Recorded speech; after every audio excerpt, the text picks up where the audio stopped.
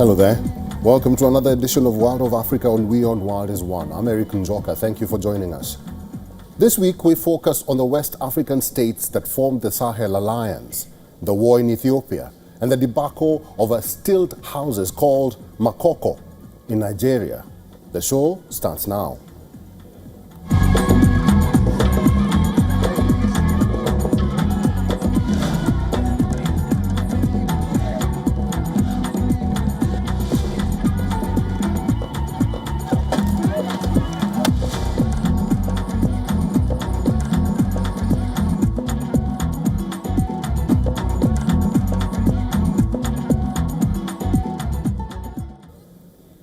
The United States of America has declared a stark policy shift towards three West African countries which are battling Islamist insurgents and whose military governments have broken defense ties with France and turned towards Russia.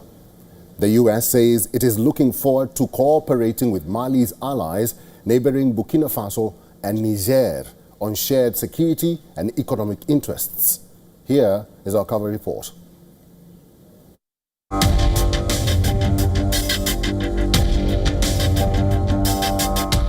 Burkina Faso's military leader, Captain Ibrahim Traoré, presents himself as a standard bearer in resisting imperialism and neocolonialism.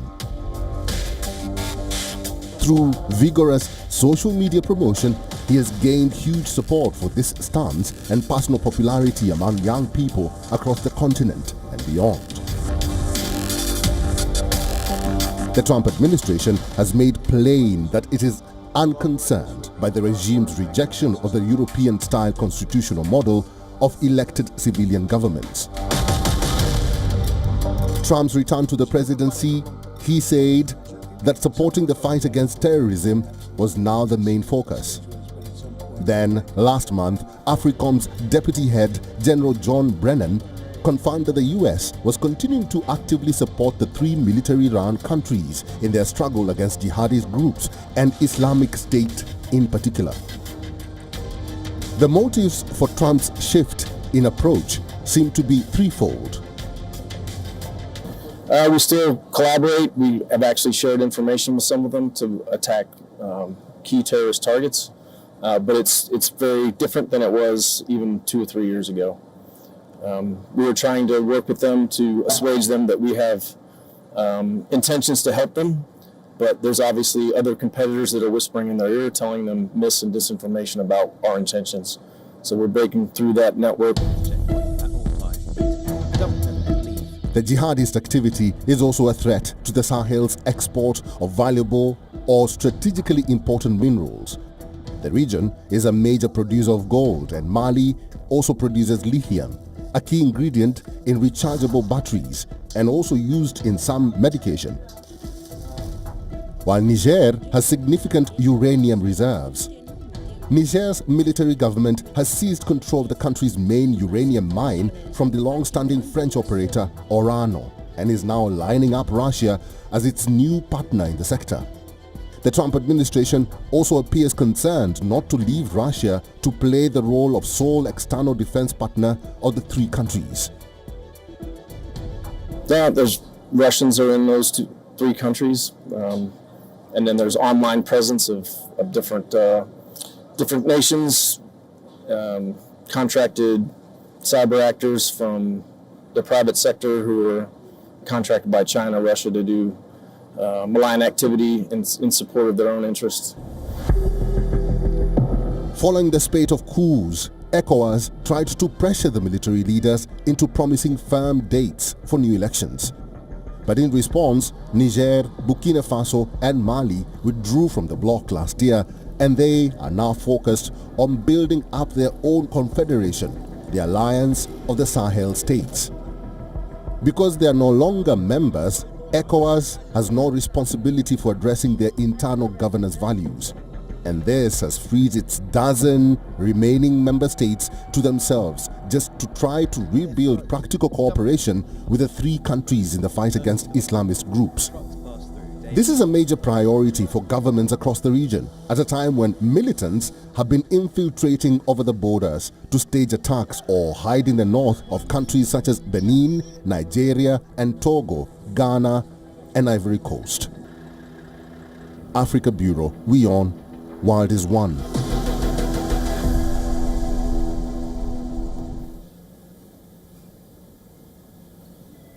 Egyptian President Sisi and Jordan's King Abdullah have strongly opposed any forced Palestinian displacement as Israel partially reopened the Rafah crossing for testing, raising concerns of worsening the humanitarian crisis. Here's a report.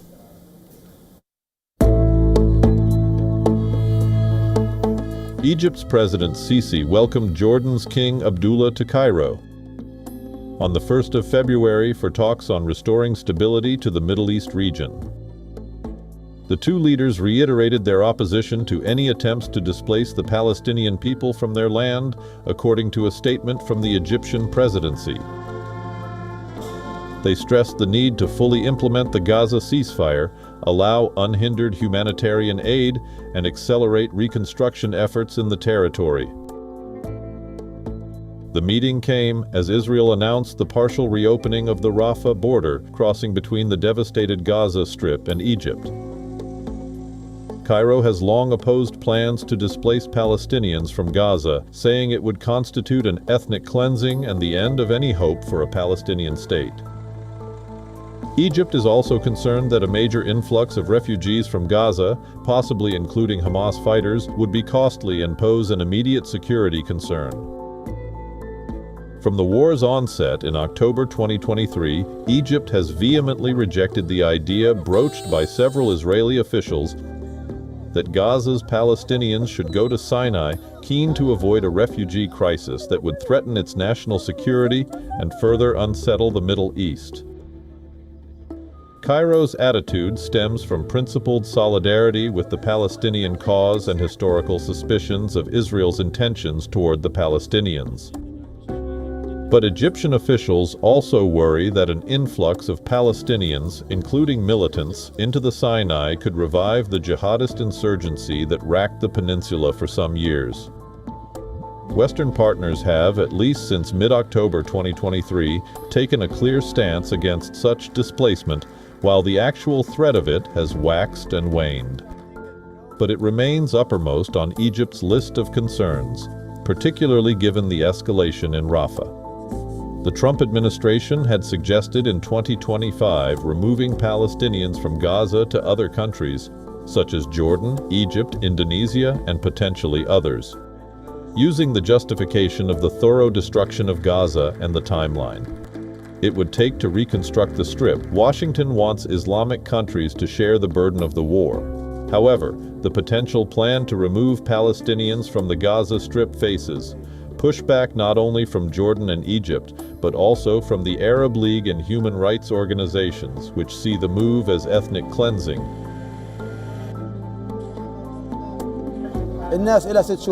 For 6 months, people have been hopeful that tomorrow there's going to be a truce. They're living on this hope, not quite sure what they're hopeful for. Will we go back home? Will they move us to Sinai? Or will they throw us in the sea? Or will people just die here? No one knows. We've been suffering for 6 months. Those who had savings in gold have exhausted them all on cans of fava beans and chickpeas. We work from 5 a.m. until sunset to earn around 30-40 shekels, with which it's nearly impossible to purchase anything these days. Barely enough for 2 cigarettes and something worth 10 shekels to cheer up my son, and that's about it.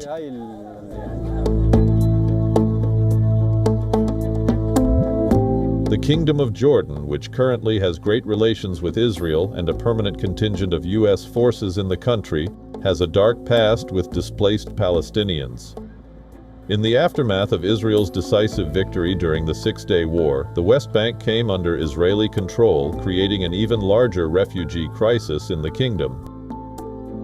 A removal of Palestinians from Gaza to Egypt could also push the Egyptian government into hostilities with the United States and Israel. Akin to Jordan, Egypt faces socio-economic problems spiraling out of control. President Sisi's government struggles to maintain the socio-economic order in the face of a rapidly rising population. The dilemma persists.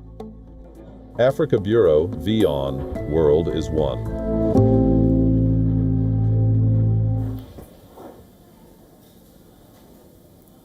The Oromo Liberation Army has been battling Ethiopia's government since 2018, even if at times the rebellion has overshadowed by the country's other conflicts, such as the 2020-2022 war in the northern Tigray region. United Nations investigators have accused the OLA, or the Oromo Liberation Army, of serious abuses, including killings, rapes, and kidnappings.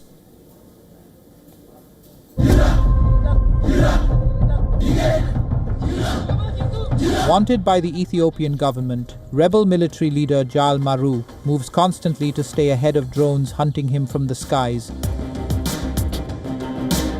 The rebel commander leads the Oromo Liberation Army, OLA, from a series of remote forest outposts in Oromia, the country's biggest region with a population of roughly 40 million people. The government has designated the former student as a terrorist, accusing the OLA of massacring civilians in ethnically motivated attacks. But in a rare interview from one of his hideouts, Maru rejected accusations that his fighters target civilians. Our troops operate under a strict military discipline and a clear political vision.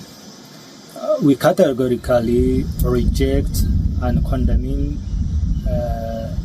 any act that harms innocent civilians. Our code of conduct prohibits the targeting of civilians. We also reiterate that we welcome an independent investigation by a neutral international body. The OLA has been battling Ethiopia's government since 2018, even if at times the rebellion was overshadowed by the country's other conflicts, such as the 2020-2022 war in the northern Tigray region. United Nations investigators have accused the OLA of serious abuses, including killings, rapes, and kidnappings. But human rights monitors, who have also documented violations by government forces, say indiscriminate drone strikes, extrajudicial killings, and disappearances have become a hallmark of their counterinsurgency campaign. The research that we conducted puts both the OLA and the government forces in the middle of the conflict in terms of summary executions, in terms of torture, in terms of abductions, in terms of rape of women. So what we are saying is our report is able to point to both groups having been responsible for the atrocities that are being carried out in the Oromia region and that continue to be carried out against civilians in the region. Ethiopia restricts access to Oromia for journalists and rights groups, meaning the conflict is largely hidden. In January 2025, the UN reported that 3.2 million children were not in school because of the fighting. In the Wolega district, where Bulcha's family lives, aid groups struggle to distribute supplies, contributing to high malnutrition. Hospitals and clinics have also come under attack. The humanitarian situation, health, education, transportation, everything, the agriculture has been highly affected due to this conflict, and the abuse continued, and the reporting is very limited. That is under report of the situation, the overall situation. Although Ethiopia's Prime Minister Abiy Ahmed is from Oromia and the Oromo make up roughly 35% of Ethiopia's population, many Oromo say that they are still marginalized in Ethiopia's federal system, which grants resources and self-governance rights based on ethnicity. Analysts say recent government offensives have eroded the OLA's military capabilities. The conflict continues to destabilize the region, with civilians caught in the middle of the violence. Armed banditry is also prevalent, and kidnapping has become a particular issue. Africa Bureau, WION, World is One.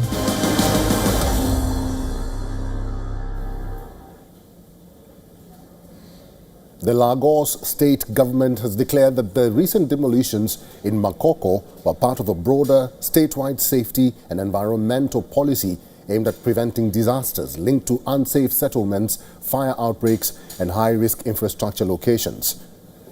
Lagos State says intervention in Makoko was driven primarily by the need to protect lives, particularly in areas located in close proximity to high-tension power lines. Our correspondent Louisa Olani has more details.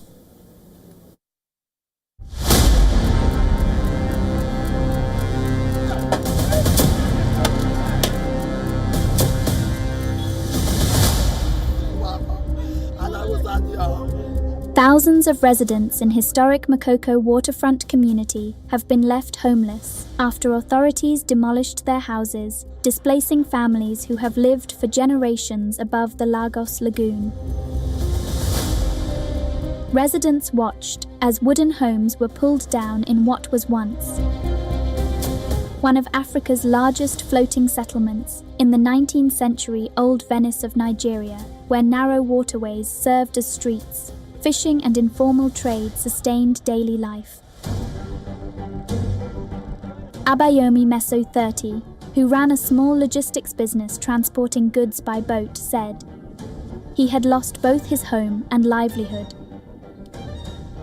I do logistics. I move goods from Lagos to Cotonou by boat. And since they have demolished the whole place, every of my customers have scattered away. And the business is not going again. I'm just stranded. There's no place for us to sleep. We have many children. We were just running. We didn't pick a thing. Our properties was damaged. We ran to this place. This is where we sleep now. Can you see? When night comes, we will sleep here.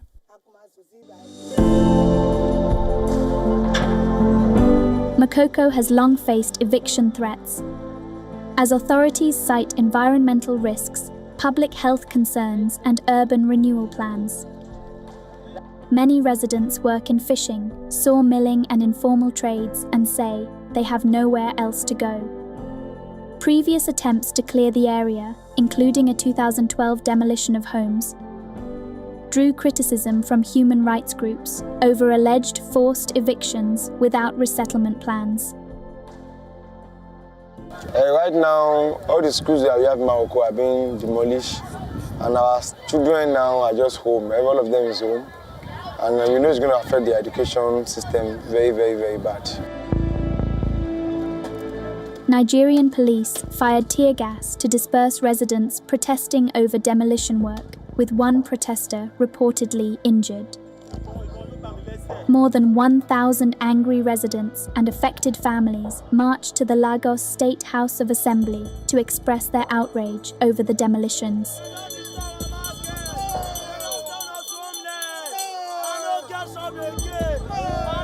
You had a crowd of thousands of people there, and these people opened fire on unarmed women who were standing just in front of them, babies and mothers, just as they did in Makoko. So it's clear that the state is not willing to learn. It's clear that the state is intent on demolishing not just properties, but even the lives and dignities of people as you have seen there. State officials, with the help of armed police and excavators, have been demolishing homes in the Makoko slum on the edge of the commercial capital, arguing that residents illegally built their houses, mostly wooden shacks built on stilts above the water, near high-voltage power lines. Makoko, which is home to thousands of mostly poor Nigerians, began as a fishing village more than 100 years ago. There is no official data on its population, with estimates ranging between 80,000 and 200,000 residents, according to non-profit groups. Many families of the Makoko and other waterfront communities in Lagos remain homeless, while Governor Sanwo-Olu defends the demolitions as a messy mission to save lives near high-voltage lines and slams NGOs as poverty profiteers. Displaced residents tell a far different story. They claim the state ignored agreed safety limits, bulldozing 5 times deeper into the community than promised. The question remains if this is a genuine effort to prevent disaster, or it is a case of the city's poorest paying the ultimate price for world-class prestige. From Lagos, Nigeria, Louisa Olani, WION World is One. At the Nairobi Fashion Week, designers and organizers used the runway to push for decarbonization, spotlighting fashion's climate footprint and Africa's role in sustainable alternatives, while calling out the environmental cost of second-hand clothing imports. Here's a report.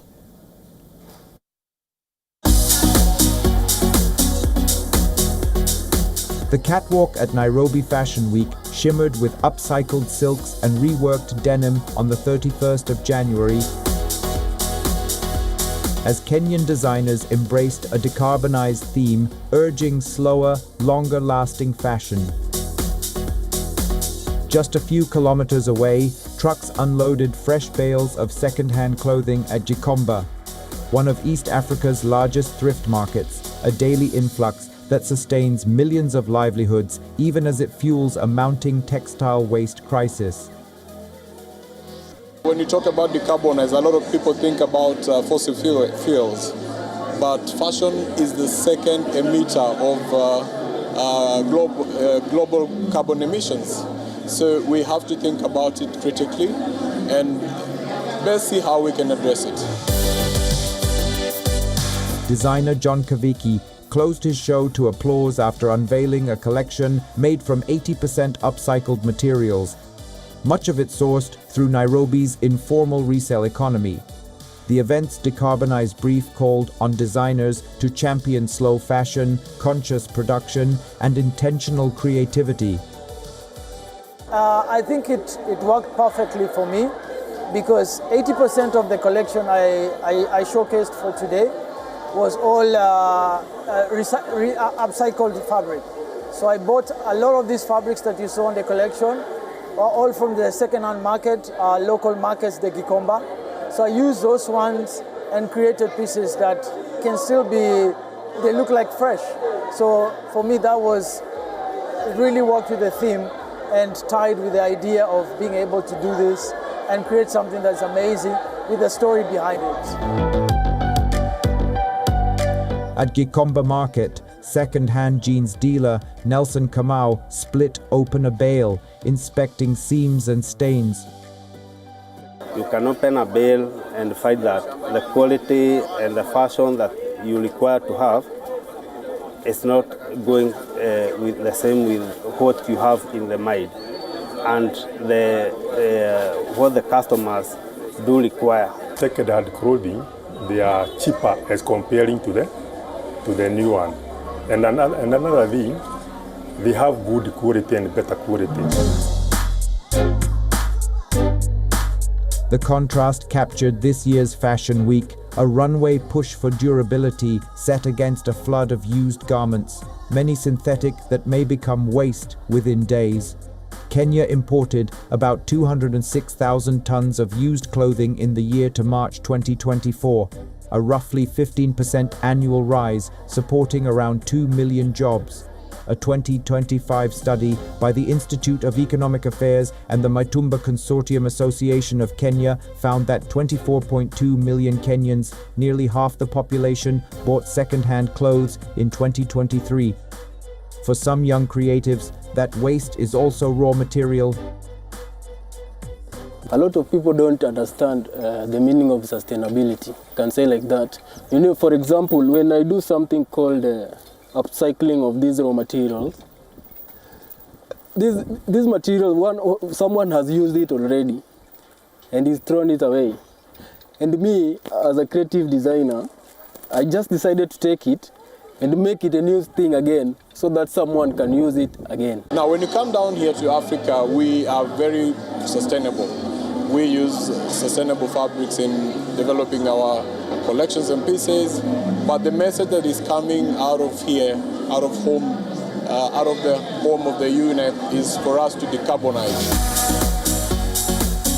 Regulators say enforcement is beginning to catch up. A legal challenge that briefly suspended extended producer responsibility (EPR) rules in 2025 was later cleared, allowing authorities to move ahead with enforcement. Environmental groups are pushing for tighter checks at ports. Africa Bureau, WION World is One.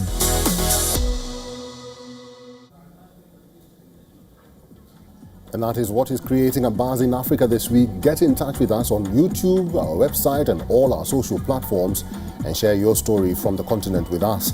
We would like to hear from you and highlight it to the world. Thanks for watching. Goodbye for now.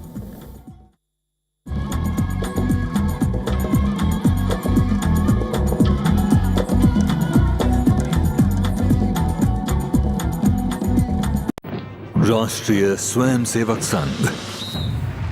To some, it's an extreme ideology. To others, it's the very soul of India. To some, it's rebellion. To others, it's a principle of nation building. Coming soon to challenge perceptions in RSS centenary year, Kesariya at 100.